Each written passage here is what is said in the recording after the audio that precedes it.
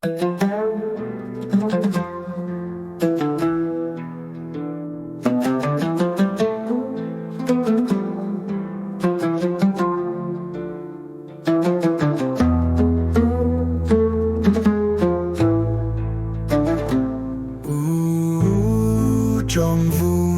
de leef. Du bist ne meine Schritte weg von den herrlichen Nächten über dir. A vom himmlischen Baum von der Luft macht es einen Schritt, am hat den nächsten komm ran, am Reich von der Unsterblichkeit, an ein Zelt von der Ewigkeit, lauscht er dann dem Ohr, was wieder von der Herrlichkeit offenbart wird.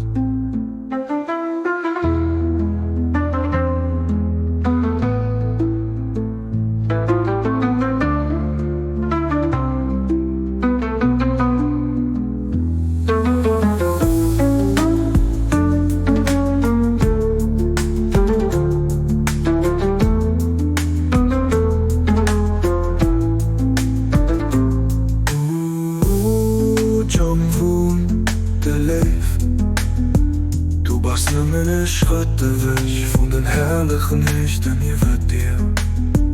A vom himmlischen Baum von der Luft macht es einen Schritt, am hat den nächsten komm ran, am Reich von der Unsterblichkeit, an ein Zelt von der Ewigkeit, lauscht er dann dem Ohr, was wieder von der Herrlichkeit offenbart wird.